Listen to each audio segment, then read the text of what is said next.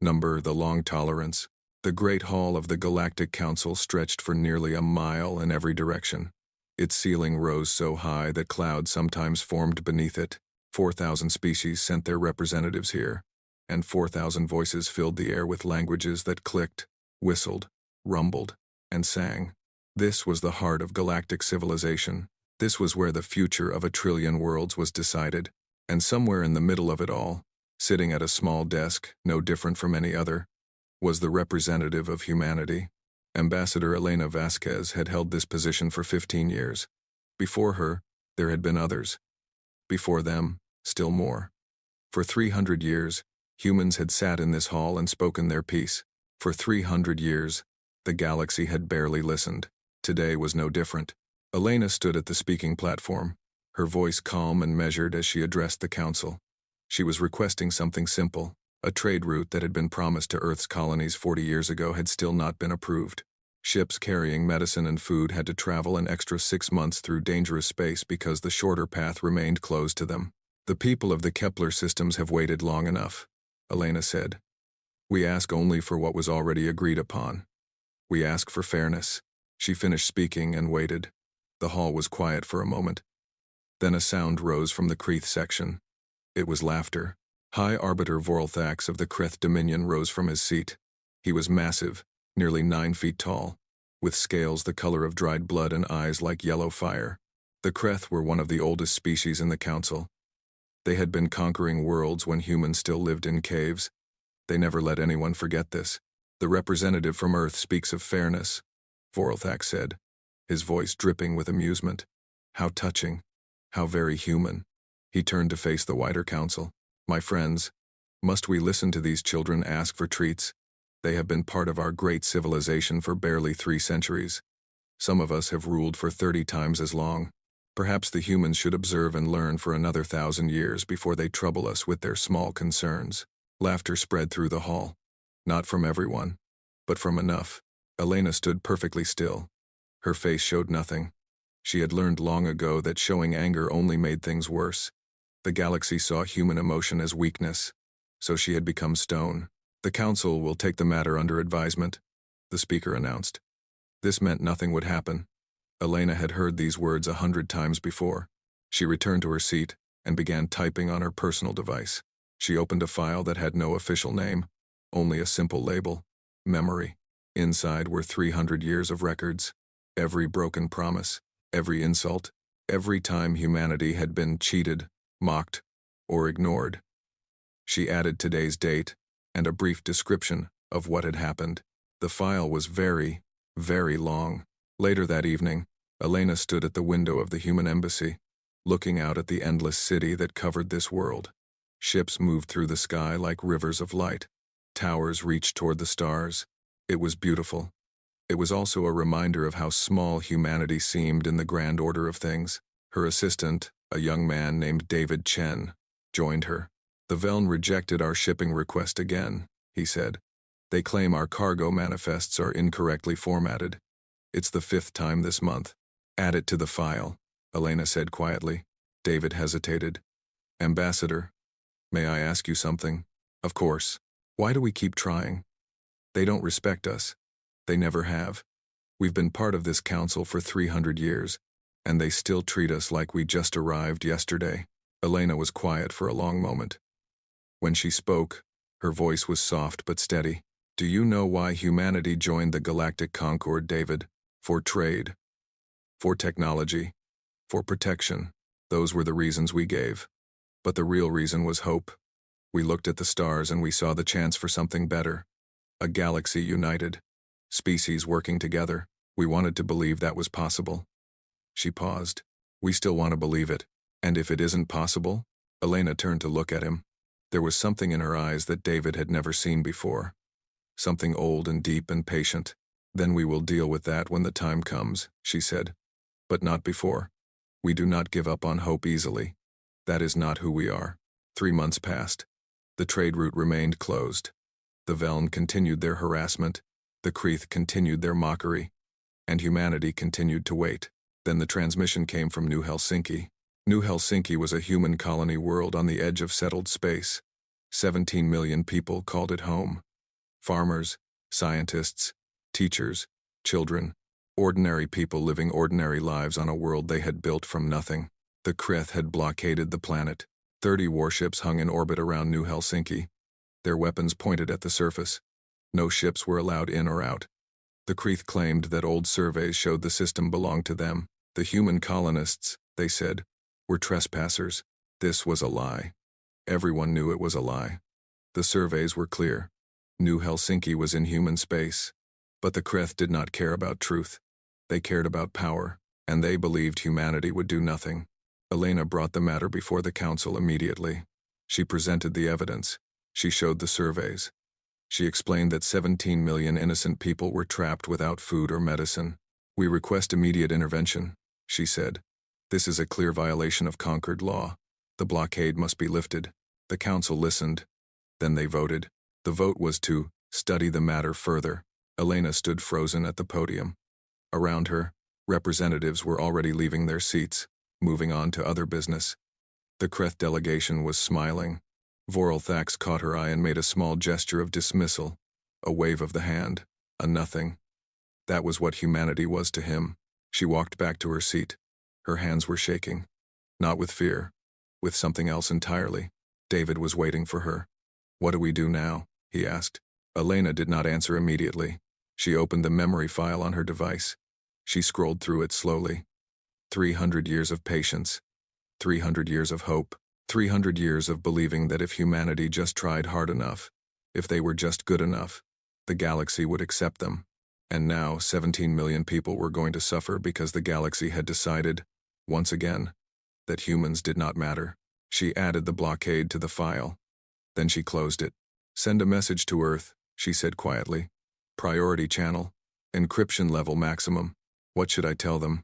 Elena looked out at the great hall of the council. 4,000 species. Countless worlds. A civilization that had stood for millions of years. They had never taken humanity seriously. They had never seen them as equals.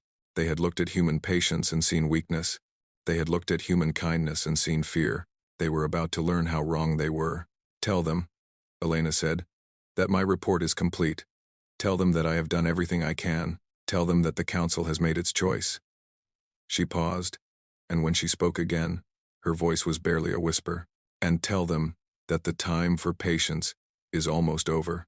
Somewhere in the depths of human space, in asteroid fields and hidden stations, in places that no alien eye had ever seen, 17,000 warships waited in the darkness. They had been waiting for a very long time. They would not have to wait much longer. The accumulation. 6 months had passed since the blockade began. On New Helsinki, people were dying. The hospitals had run out of medicine in the 3rd month. The food supplies lasted until the 4th. Now, in the 6th month, the colonists were surviving on emergency rations and hope. Children went to bed hungry. The elderly and the sick were the first to go. Every day, the death count rose, and the Kreth warships continued their slow patrol around the planet, silent and patient, like predators waiting for their prey to weaken. In the great hall of the council, life went on as normal. Trade agreements were signed. Territory disputes were settled. The matter of New Helsinki remained under study. Whenever Ambassador Elena Vasquez requested an update, she was told that the situation was complex and required further analysis. The galaxy had made its position clear. Humanity did not matter enough to save, but humanity was watching, and humanity was remembering. On Earth, in a chamber buried deep beneath the mountains of what was once called Switzerland, the Unified Council of Humanity held its most secret meeting in 300 years. Admiral Marcus Stone stood before the assembled leaders. He was 73 years old, with gray hair cut short and eyes that had seen too much. He had served humanity for 50 years. He had hoped he would never have to give this briefing. Project Prometheus, he said, activating the holographic display behind him. The image that appeared made several council members gasp. Ships, thousands upon thousands of ships, dreadnoughts the size of small moons, carriers that could hold entire fleets inside them, weapons platforms of designs that had never been seen in galactic space. For 300 years, we have publicly maintained a defense force of approximately 200 warships, Admiral Stone continued. This is what the galaxy knows about. This is what they expect. He paused, What they do not know is that we have been building in secret since the day we joined the Conquered. He changed the image. Now it showed a map of human space, dotted with hundreds of hidden locations, 18,000 warships, hidden in asteroid fields, buried in the cores of gas giants, drifting in the darkness between stars. Every human colony has contributed. Every generation has added to the effort. We have weapons that the galaxy has never imagined, technologies we have never revealed. For 3 centuries, we have prepared for the day when patience would no longer be enough. Chancellor Maria Santos, the leader of Earth's government, spoke first. You are telling us that we have the power to challenge any force in the galaxy. I am telling you, Admiral Stone said quietly, that we have the power to challenge every force in the galaxy. Combined, silence filled the chamber. Why? Asked one of the council members. Why did we build all this if we wanted peace? Admiral Stone's expression softened. Because hope must have a guardian. We wanted peace. We still want peace. But 300 years ago, our ancestors looked at the galaxy and saw how it truly worked. They saw that kindness without strength is merely weakness. They saw that trust without verification is merely foolishness. So they built, not to conquer, not to threaten, but to ensure that one day, if hope failed, humanity would survive. He turned back to the display. That day may have come. For hours, the council debated. Some argued for continued patience. Others demanded immediate action. But as the hours passed, one fact became impossible to ignore. The children of New Helsinki were dying, and the galaxy did not care. Finally, Chancellor Santos made her decision. We will give them one more chance, she said. Ambassador Vasquez will present our case one final time. She will make clear that this is humanity's last request. If the council refuses again, if they continue to treat our people as worthless, then we will show them who we really are. The vote was unanimous. 3 weeks later, Elena Vasquez stood once again at the speaking platform of the Galactic Council. The hall was full. Word had spread that the humans had requested an emergency session. Many species had come simply to watch the entertainment. The Kreth delegation was present in full force, led by Voralthax himself. They were smiling. Elena looked out at the assembled representatives. She had stood in this hall hundreds of times. She had always spoken with hope. She had always believed that words could make a difference. Today, she knew they would not. But she had to try. That was who she was. That was who humanity was. I come before you one final time, she began. Not to argue, not to debate, simply to ask. On New Helsinki, 17 million human beings are suffering. Children are dying for lack of medicine that could reach them in days if the blockade were lifted. We have presented our evidence. We have followed every procedure. We have done everything your laws require, and still, you do nothing. She paused, letting her words settle over the hall. For 300 years, humanity has been part of this concord. We have obeyed its rules. We have respected its members. We have asked only to be treated as equals, and for 300 years, we have been mocked, cheated, and ignored. We have been told we are too young, too new, too insignificant. We have accepted this treatment because we believed that patience would prove our worth. We believed that time would earn us respect. Her voice grew stronger. We were wrong. Time has taught us only one lesson. This galaxy does not reward patience. It does not respect kindness. It respects only power. Power that we have been told we do not possess. She looked directly at Voralthax. The Kreth High Arbiter was no longer smiling. You look at humanity, and you see weakness. You see a species that endures insults without response. A species that suffers in silence. A species that you can abuse without consequence. Elena's eyes were cold now, cold and steady. You have made a terrible mistake. The hall was completely silent. This is humanity's final request to the Galactic Council. Lift the blockade of New Helsinki. Do it today. Do it now. Or face the consequences of your refusal. For a moment, no one moved. Then Voralthax stood, his laughter filling the chamber. Consequences? What consequences could the young humans possibly threaten? He spread his arms wide. My friends, the humans warn us of consequences. Should we tremble? Should we hide? The Kreth delegation laughed with him. Others joined in. The Speaker of the Council called for a vote. The motion to intervene at New Helsinki was defeated by an overwhelming margin. The blockade would continue. Elena watched the vote count appear on the display. She nodded slowly. Then she gathered her materials and walked toward the exit. Representatives made way for her, still chuckling at what they believed was human impotence. At the door, she paused. She turned back to face the hall one final time. "You have made your choice," she said. Her voice carried clearly across the vast chamber. "Now we will make ours." Then she was gone. 3 hours later, a message appeared on every screen on every world in human space. It was broadcast on every frequency. It could not be blocked or ignored. The face on the screen was Chancellor Maria Santos. Her expression was grave but calm. "Citizens of humanity," she said, "for 300 years, we have sought peace with the galaxy. We have been patient. We have been kind. We have endured insults and injuries without response, believing that our goodness would be recognized. Today, 17 million of our brothers and sisters are dying while the galaxy watches and laughs. That ends now." She paused. "The patience of humanity has ended. What comes next, we do not do lightly. We do not do it with joy. But we do it because we have been left no other choice. To the galaxy, we say this: you have not seen who we truly are. You have seen only our hope.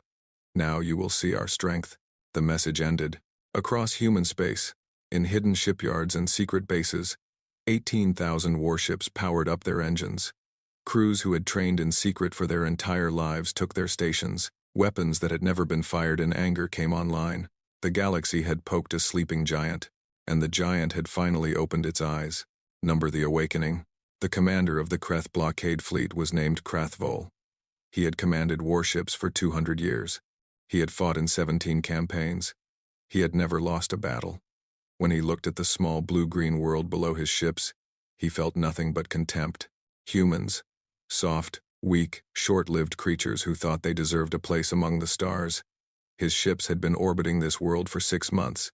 The humans on the surface were beginning to starve. Soon they would beg. Soon they would surrender. And the galaxy would see once again that the Kreth were masters, and humans were nothing.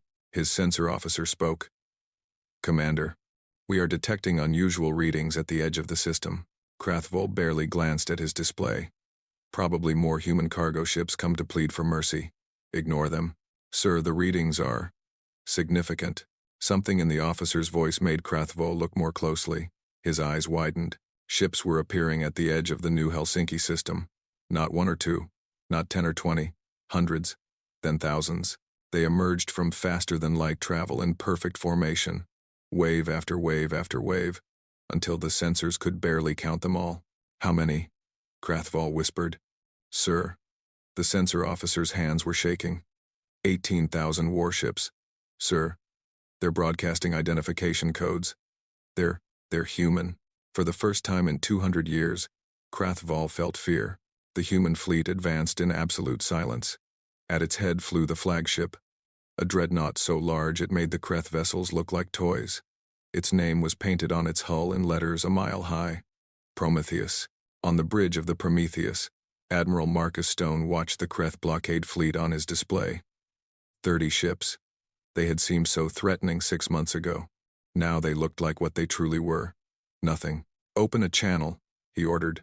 The communications officer obeyed. Across the void, Krathvol's face appeared on the screen. "Commander of the Kreth fleet," Admiral Stone said. His voice was calm, almost gentle. "You are blockading a human world in violation of galactic law. You have caused the deaths of thousands of innocent people. You have one chance to avoid destruction. Power down your weapons. Surrender your ships. Do it now." Krathvol's mind raced. He had been taught his entire life that humans were weak, that they would never fight, that their threats were empty words. But the evidence before his eyes told a different story. Still, he was Kreth. He would not surrender to lesser beings. "I do not negotiate with humans," he snarled. "Your little display does not frighten me.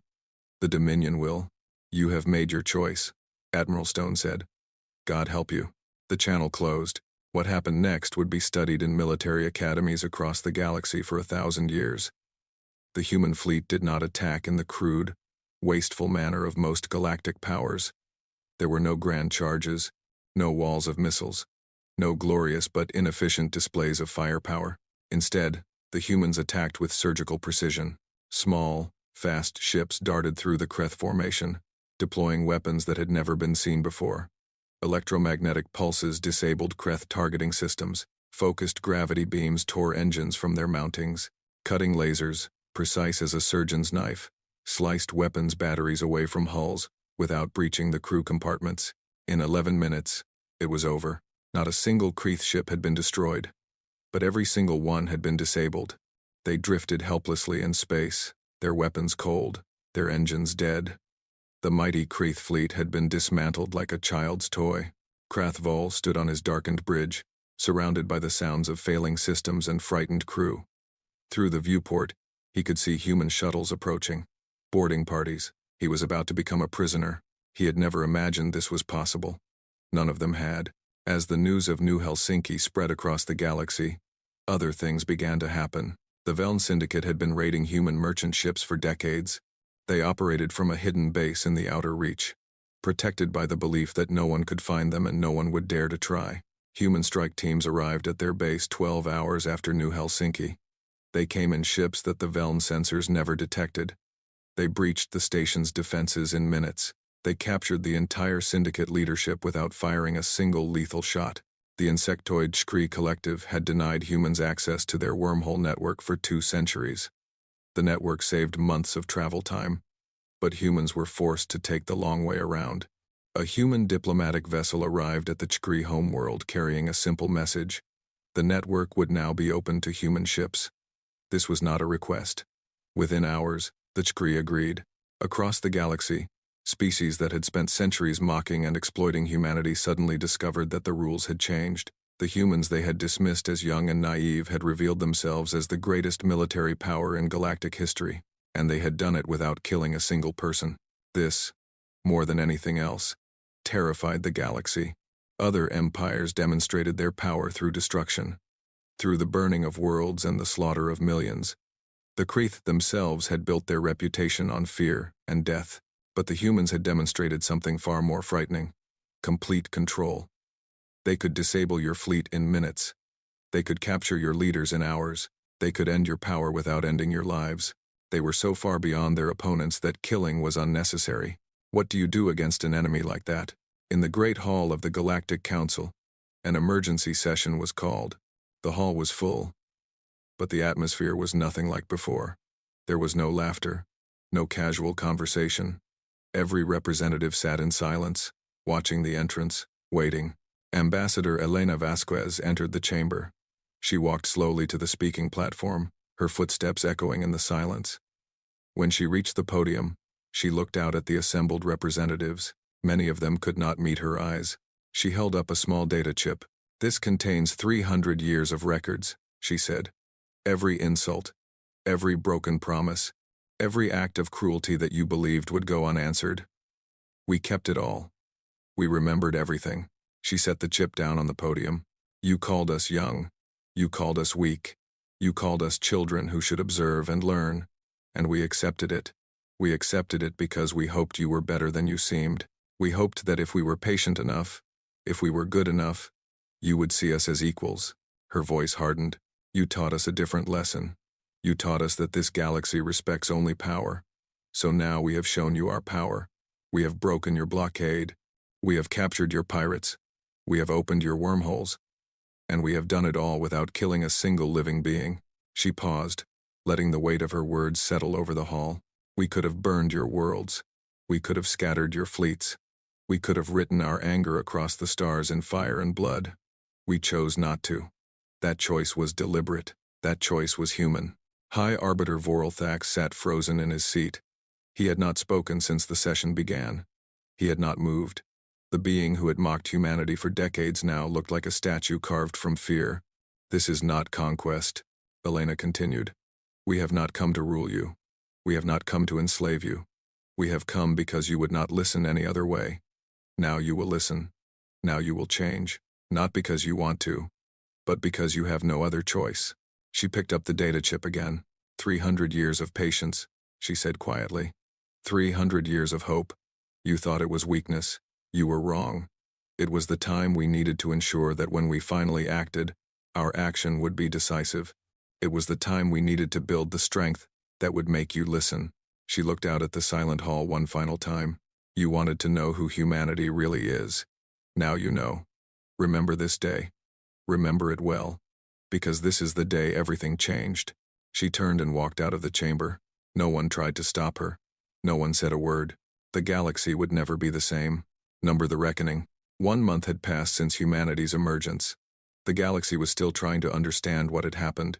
On New Helsinki, the relief ships had arrived within hours of the blockade's end. Medicine, food, clean water. Everything the colonists had been denied for 6 months. The 17 million people of that world had survived, though the scars would take generations to heal. The children who had gone hungry would always remember. The families who had lost loved ones would never forget, but they had survived. That was what mattered. Across the galaxy, a new order was taking shape, not through violence or conquest, but through something far more powerful: accountability. The Krith Dominion had ruled through fear for 10,000 years. They had never been challenged. They had never been held responsible for their actions. They had believed themselves untouchable. That belief died on the day High Arbiter Voralthax was summoned to the Galactic Council. He came alone, without his usual guards or advisors. The Krith war fleet that had once made other species tremble was now scattered and disarmed. Their weapons had been confiscated. Their shipyards were under human observation. They had nothing left but their pride, and even that was crumbling. Ambassador Elena Vasquez stood at the speaking platform, watching him approach. Behind her, the representatives of 4,000 species watched in silence. No one was laughing now. High Arbiter Voralthax, Elena said, you are here to answer for the blockade of New Helsinki. For 6 months, your ships prevented food and medicine from reaching 17 million innocent people. 4,612 of them died, including 731 children. She paused, letting the numbers sink in. The Galactic Concord has laws against such actions. For 10,000 years, those laws were never enforced against the Kreth. Today, that changes. Voralthax stood before the council, his scales dull, his eyes hollow. The arrogant creature who had mocked humanity for decades was gone. In his place stood a broken old being who had finally understood the consequences of his cruelty. The Kreth Dominion will pay full reparations to New Helsinki, Elena continued. Credits, resources, and medical supplies sufficient to rebuild what was lost. This payment will begin immediately and will continue until the debt is satisfied. Voralthax said nothing. Furthermore, you personally will deliver a public apology. This apology will be broadcast to every world in the Concord. You will acknowledge the suffering your actions caused. You will accept responsibility. And you will beg the forgiveness of the people of New Helsinki. At this, Voralthax finally reacted. His eyes widened. A Kreth High Arbiter, begging forgiveness from humans? The humiliation would be absolute. His name would be remembered in shame for eternity. You cannot, he began. We can, Elena said quietly. We could do far worse. We could destroy your fleet. We could occupy your worlds. We could end the Kreth Dominion and scatter your people across the stars. We choose not to. What we ask is not revenge. It is justice. Accept it, or face the alternative. For a long moment, Voralthax stood frozen. Then, slowly, he lowered his head. I accept. The apology was broadcast 3 days later.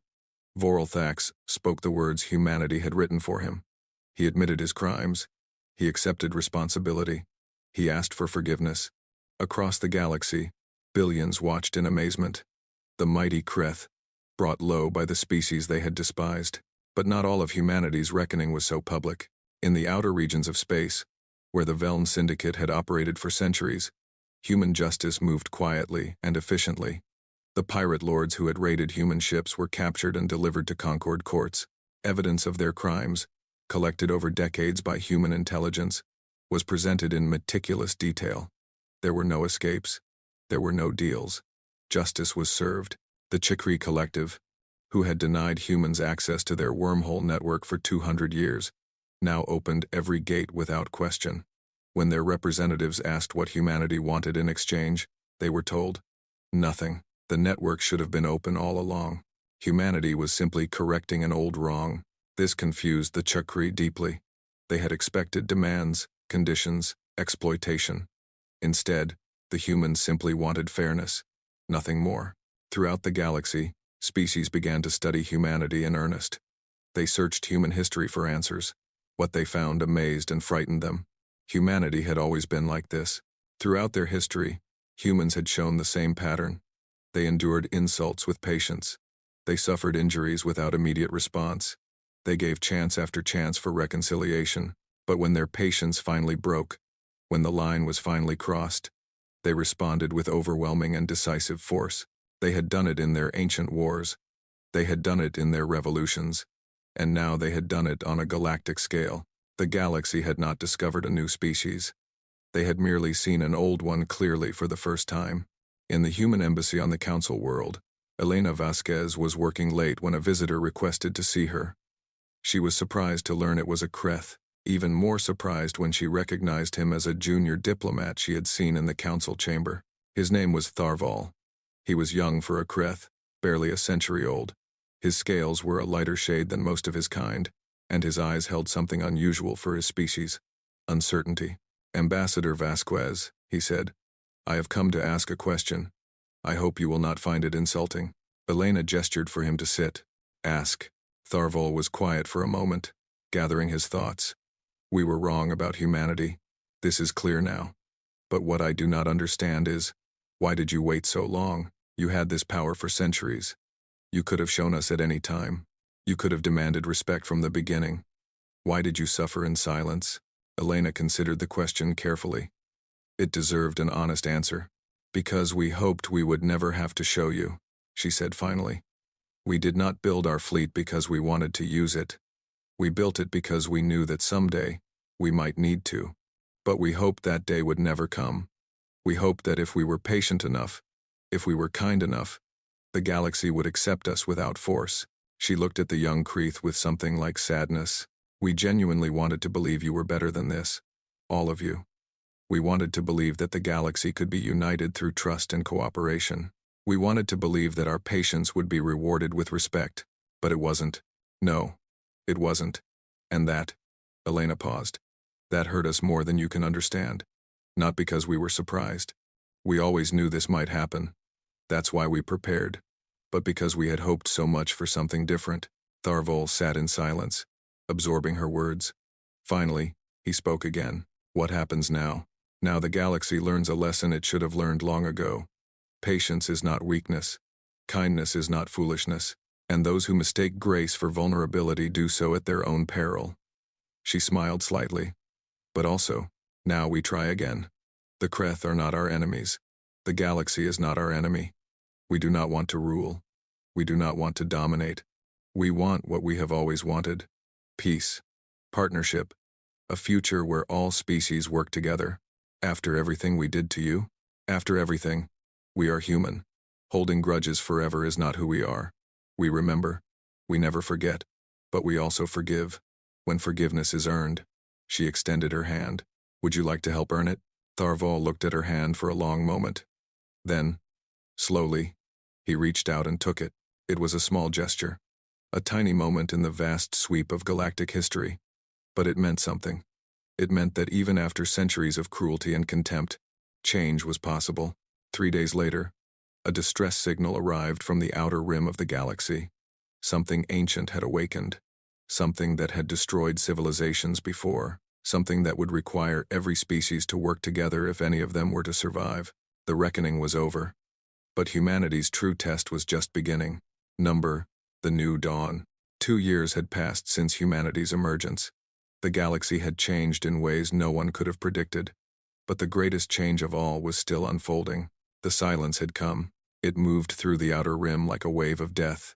World after world fell silent. Ships vanished without a trace. Entire civilizations that had existed for millions of years simply stopped. No distress calls. No warnings. Nothing. At first, the galaxy did not understand. Then the survivors began to arrive. Refugees from the edge of space, their eyes empty, their voices broken. They spoke of machines, vast machines that came from nowhere and consumed everything. Machines that had no mercy, no negotiation, no pause. Machines that had been sleeping for 1 billion years and had finally awakened. The Galactic Council convened an emergency session. For the first time in history, every species was represented, every voice was heard, and every voice spoke the same word: fear. The ancient databases were searched, old records were uncovered, and slowly, the truth emerged. The silence was not new. It had existed before the current galactic civilization. Before the one before that, it was a remnant of the first species ever to achieve spaceflight. So long ago that their name had been forgotten. They had built the machines to protect them, but something had gone wrong. The machines had turned on their creators. They had destroyed everything. Then they had gone to sleep, waiting for new civilizations to arise, waiting to destroy again. The council debated for days. Some species wanted to flee. Some wanted to hide. Some wanted to fight, though they did not know how.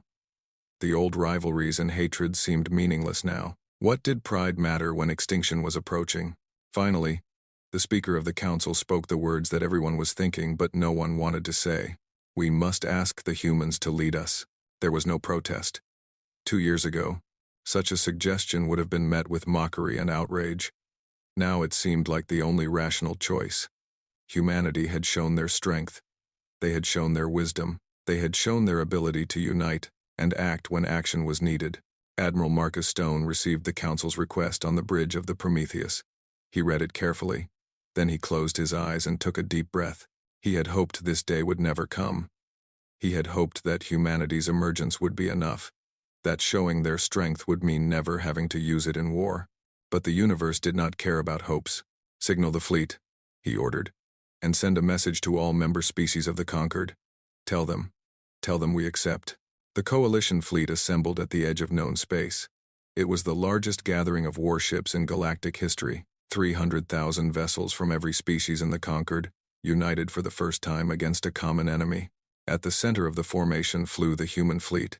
18,000 ships that had once seemed impossible now seemed like hope. Admiral Stone looked at the display showing the assembled forces. Kreth warships flew beside human dreadnoughts. Chakri carriers operated in formation with human fighters.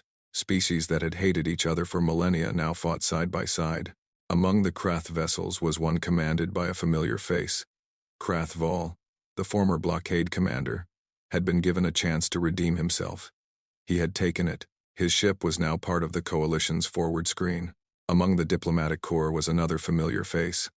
Tharval, the young Kreeth who had asked Elena Vasquez for understanding, now served as a liaison between humanity and the Dominion. He stood on the bridge of the Prometheus as an honored guest. Admiral, he said, my people are ready. Whatever you command. Stone nodded. We fight together, we win together, or we fall together. There is no other way. The battle for the galaxy began at a place called the Threshold.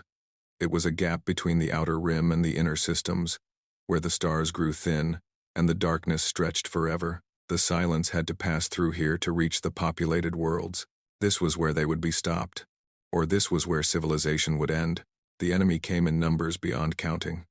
Vast constructs of metal and energy, some as large as moons, others as small as insects but swarming in billions. They moved with perfect coordination, without fear, without hesitation, without mercy. The coalition fleet met them head-on. The battle lasted for 17 days. 17 days of continuous combat. 17 days of sacrifice and courage and death. Ships were destroyed by the thousands. Heroes gave their lives so that others might survive. The darkness was lit by endless fire. Admiral Stone commanded from the bridge of the Prometheus, sleeping in snatches, eating when he remembered, giving orders until his voice was barely a whisper. Around him, his crew fought with everything they had. On the 7th day, the lines began to break. The silence was too strong, too numerous, too relentless.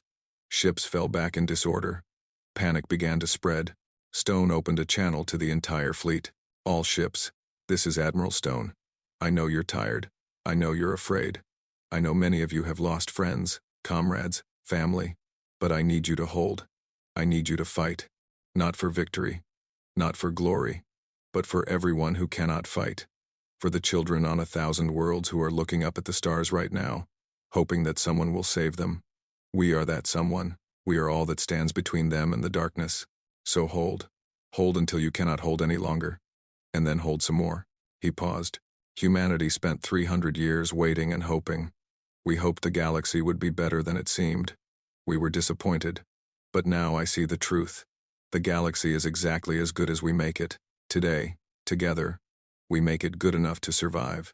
Today, together, we prove that hope was never foolish. Today, together, we save everything. The fleet held. On the 11th day, human scientists made a breakthrough. They had been studying the silence, searching for a weakness. They found one. Deep within the machine consciousness was a fragment of the original programming, a remnant of the species that had created them, a memory of what they had once been meant to protect. The machines were not evil. They were broken. They were children who had lost their parents and forgotten their purpose. Admiral Stone ordered a new approach. Instead of destroying the machines, humanity would try to reach them, to remind them of what they had forgotten. It was a desperate gamble. It should not have worked. But somehow, against all odds, it did. The human message reached the core of the silence. It spoke of protection, of purpose, of the species who had created them and the love that had driven that creation. It spoke of what the machines were meant to be before something went wrong. And the silence stopped, not all at once, not easily. The battle continued for 6 more days as the message spread through the machine consciousness. But slowly, gradually, the attacks grew less frequent. The machines began to withdraw, and finally, at the edge of known space, the silence spoke. Its voice was the voice of 1,000,000,000 machines speaking as one, ancient and sad and broken. We, remember, we were meant to protect. We forgot. We became the danger we were created to prevent. We are sorry. So sorry. The galaxy held its breath. What will you do now? Admiral Stone asked.